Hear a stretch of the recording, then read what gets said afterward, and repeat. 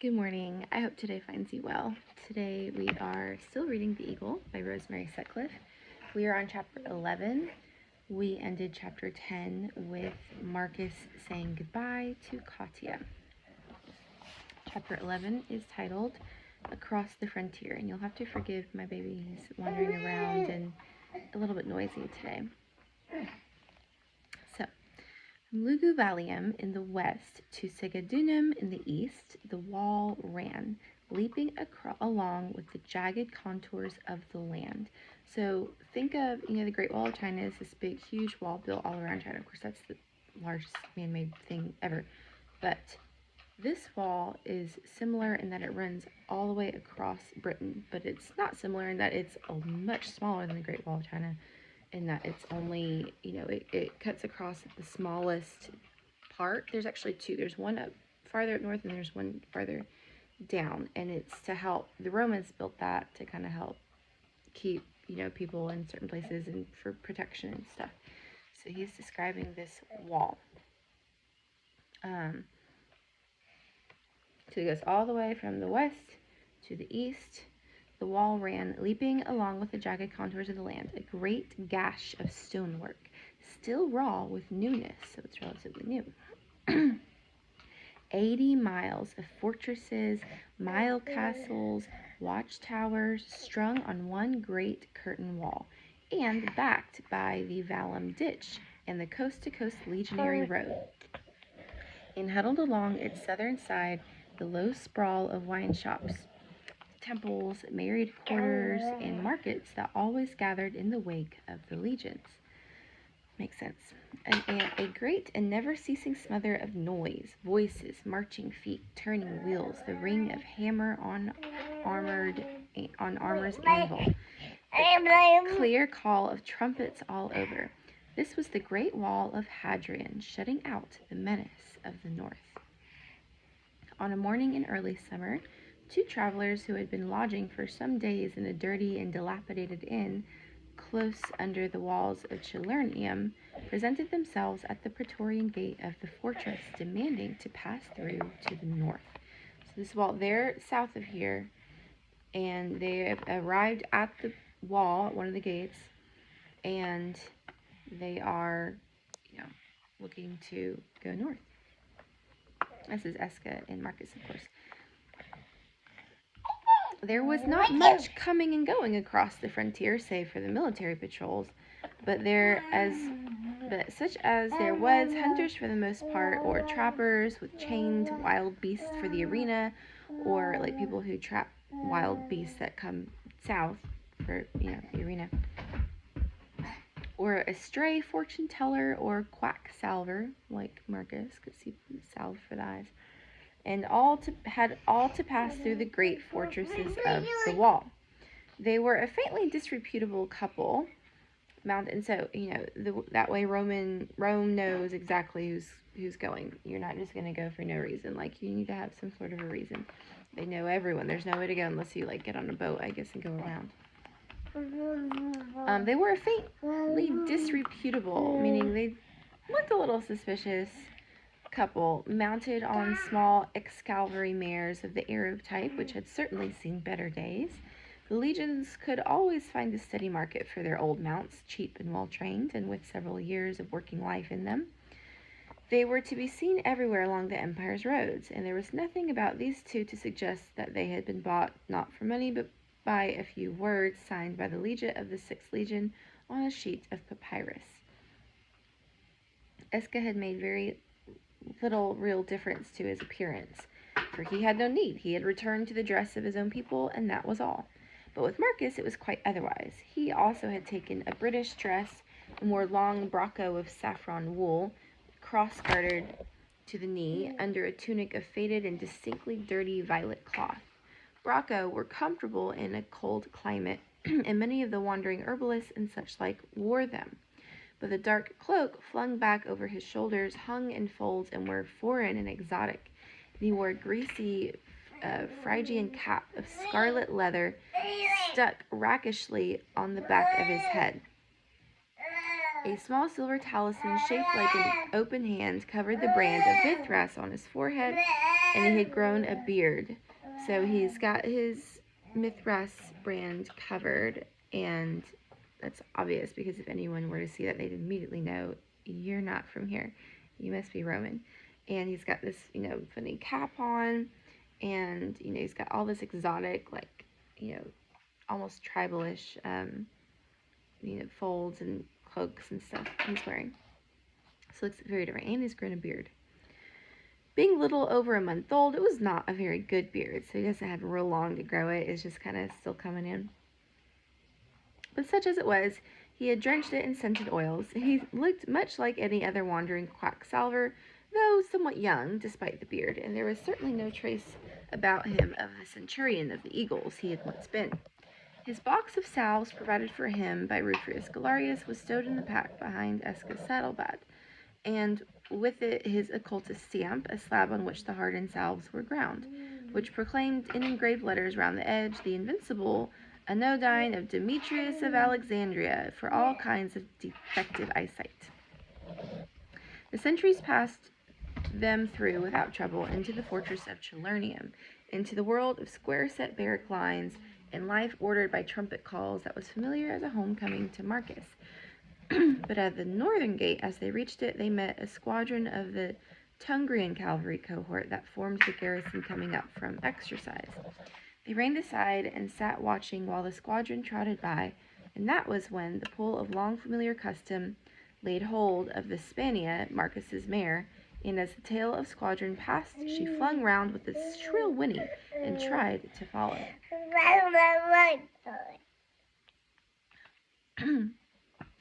So his horse is trying to follow the Romans as they're going by because that's what she's been trying to do her whole life. Because of the old wound, Marcus had little power in his right knee. And it was a few trampling and sweating moments before he could master her and swing her back to the gate when he finally managed it. It was to find the Decorian of the gate guard leaning against the guardhouse wall. So I'll just hold this for a second. Are you okay? So he's leaning up against the wall, holding his sides and yelping with laughter while his merry men stood grinning in the background. Never bring a stolen cavalry nag into a cavalry barracks, said the Decorian amiably, when he had had his laugh out. That's good advice, that is. Marcus, still soothing his angry and disappointed bear, demanded with a cool hauteur that Aesculapius himself could scarcely have bettered had he been accused of being a horse thief. Do you suggest that I, Demetrius of Alexandria, the Demetrius of Alexandria, am in the habit of stealing cavalry horses? Or that if I were, I imagine he's putting on some sort of voice, I should not have had the wisdom to steal a better one than this? The Decorian was a cheerful soul, and a small grinning crowd that had begun to gather spurred him on to further efforts. He winked. You can see the brand on her shoulder as plain as a pilum shaft. If you cannot also see as plain as a pilum shaft that the brand has been cancelled, Marcus retorted, then you must be in dire need of my invincible anodyne for all kinds of defective eyesight. I can let you have a small pot for 3 sesterces. There was a roar of laughter. Better have 2 pots, Sextus, someone called out. Remember the time you didn't see that pig's legs sticking out from under the furze bush? The Decorian evidently did remember the pig's legs, and would rather not, for though he laughed with the rest, his laughter rang a trifle hollow, and he made haste to change the subject. Are there not enough sore eyes for your salving in the empire that you must needs go jaunting beyond the pale to look for more? Going up north. Maybe I am like Alexander in search of fresh worlds to conquer, said Marcus modestly. Like, talking about Alexander the Great. So he's saying that his name, he's Demetrius of Alexandria, that maybe he's like Alexander in search of new worlds. The Decorian shrugged. Every man to his own taste. The old world is good enough for me, with a whole hide to enjoy it in. Lack of enterprise, that is the trouble with you, Marcus sniffed. If I had been so lacking, should I now be the Demetrius of Alexandria? He's really putting on the show. The Demetrius of Alexandria, the inventor of the invincible anodyne, the most celebrated occultist between Caesarea and Cave. Here's the commander, someone said. Instantly, such of the group who had no business there melted away, and the rest straightened themselves on their feet and became painfully efficient. And Marcus, still discoursing loudly on his own importance and the healing powers of the invincible anodyne, was hustled out through the dark, crowded arch of the gatehouse with Esca solemn-faced in his wake. The frontier was behind them, and they rode out into the one-time province of Valentia. Chalernium must be a pleasant place for the garrison, Marcus thought as his quick glance took the shallow, wooded vale, the quiet river. There would be fishing and bathing here when no trouble was brewing, and good hunting in the forest. A very different life from that of the upland fortresses further west, where the wall crossed bare moorland, leaping from crest to crest of the Black Hills. But his own mood just now was for the high hills, the tearing winds, the curlews crying. And as Chalernium was well behind, he was glad to swing westward, following the directions given them by a hunter before they set out, leaving the quiet vale for the distant lift of dim and dark uplands that showed through a break in the oak woods. Esca had ranged up alongside him, and they rode together in companionable silence, their horses' unshod hooves almost soundless on the rough turf. No roads in the wilderness, and no shoesmiths either. The country south of the wall had been wild and solitary enough, but the land through which they rode that day seemed to hold no living thing save the roe deer and the mountain fox. And though only the man-made wall shut it off from the south, the hills here seemed more desolate and the distances darker. It was almost like seeing a friendly face in a crowd of strangers when, long after noon, they came dipping down over a shoulder of the high moors into a narrow green glen, like little forest, maybe it's an opening in the forest, through which a thread of white water purled down over shelving stones where the rowan trees were in flower, filling the warm air with the scent of honey. So a nice little area. A good place to make a halt, it seemed to them, and they off-saddled accordingly, and having watered the horses and seen them begin to graze, they drank from their cupped hands and sprawled at their ease on the bank. So they found this nice little break in the forest, and little area of, with flowing water that's drinkable. It smells like honey. It's nice and warm. There was wheaten biscuit and dried fish in the saddle pack, but they left it there, having long since learned, Marcus on the march and Esca on the hunting trail, that morning and evening were the times for food. Esca had stretched himself full length with a sigh of content under the leaning rowan trees, but Marcus lay propped up on one elbow to watch the little torrent out of sight round the shoulder of the glen. The silence of the high hills was all about them, made up of many small sounds, the purling of the water, the murmur of wild bees among the rowan blossom overhead, the contented cropping of the two mares. It was good to be up here, Marcus thought, after the long contriving of ways and means, the days of hanging along the wall, kicking one's heels, and listening for the faintest breath of a rumor that had evidently died as a stray wing dies, since it came to the Leech's ears. Up here in the silence of the hills, the strivings and impatiences of the past few weeks that had seemed to web him round all fell away, leaving him face to face with his task. They had worked out a rough plan of campaign weeks ago, in Uncle Aquila's study, which now seemed a whole world away. It was very simple, merely to work their way north in a series of casts that would take them from coast to coast each time, like back and forth, up, zigzag upward, in the matter of a hound cutting across a scent. In that way they must cut the trail of the eagle, and the legion too, for that matter, at every cast, and surely somewhere, if they kept their eyes and ears open, they must pick it up. Sorry.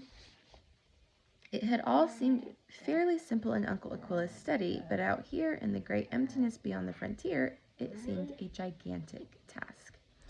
And yet its seeming hopelessness was a challenge that he took up joyously.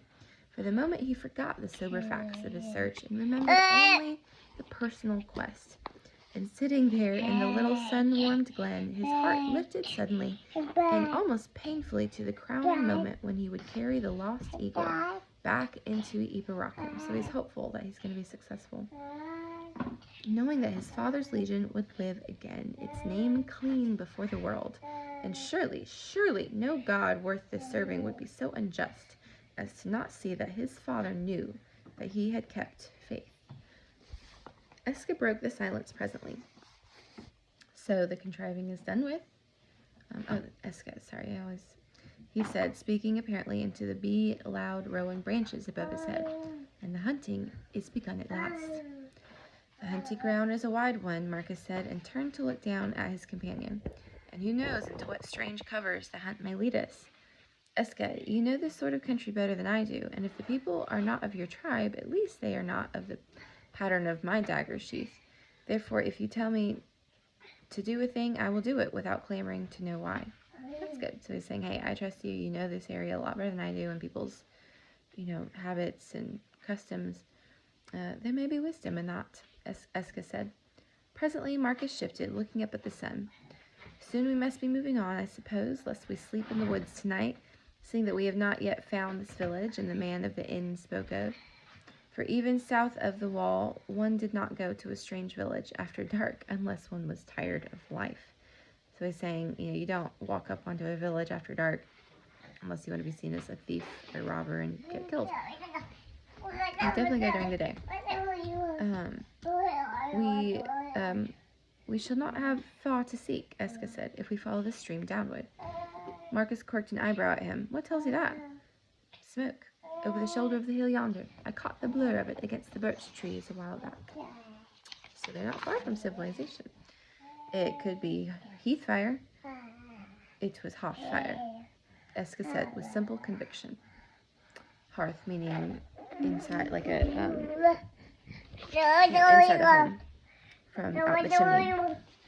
Marcus relaxed again on the grass. Then, as though on a sudden impulse, he drew his dagger and fell to cutting small square turfs from the fine burnside grass, loosening and lifting them with infinite care. Having cut as many as he wanted, he drew the arching briars and the hemlock leaves back over the scars, and shifting further up the bank, began to build them atop the other. What is it that you do? Eska asked, after watching him in silence for a while. I build an altar, Marcus said, here in the place of our first halt. To what god? To my own god, to Mithras, the light of the sun. Eska was silent again. He did not offer to help with this altar to Marcus's god, who was not his, but he drew closer and sat hugging his knees and looked down at the work. Marcus went on trimming and shaping the sods. The crumbling soil was faintly warm under his fingers, and a low-hanging rowan branch cast streaked shadows over his intent hands. When the altar was finished and square to his satisfaction, he cleaned and sheathed his dagger and brushed away the scatter of loose soil from the surrounding grass with his palms. Then, with scraps of birch bark and dry sticks and sprigs of dead heather, Eska helped him gather these. He built a small fire on the altar atop. He built it very carefully, hollowing it slightly in the middle as though to make a nest for something that he loved, and breaking a creamy curd of blossom from the rowan spray, nipped floweret from floweret, and scattered them all over. Lastly, he took from the breast of his tunic his olive wood bird. It was polished, smooth, and dark, with years of carrying. Rather a clumsy and ridiculous little bird now that he came to look at it, but dear to him, and its dearness made it a fitting sacrifice. Oh, it's his bird that he's had for so long that he's putting up on his altar. It had been part of his life, something that continued back from him to the wild olive tree in the loop of the stream, and the life and places and things and people that the wild olive tree belonged to. And suddenly, as he laid it in the hollow among the tiny stars of the rowan blossom, it seemed to him that with it in it, he was laying the old life down too. He held out his hand to Eska for the flint and steel which he always carried on him. The gold sparks that he struck out dropped onto the tender, dry scraps of birch bark, and hung there in an instant like jewels. Then, as he blew on them, nursing them to life, they flared up into crackling flame, a flower of flame with the olive wood bird sitting at its heart like a dove on her nest. So it's going to burn. He fed the fire carefully with bits of wood from a fallen branch that Eska brought him. And that is chapter 11.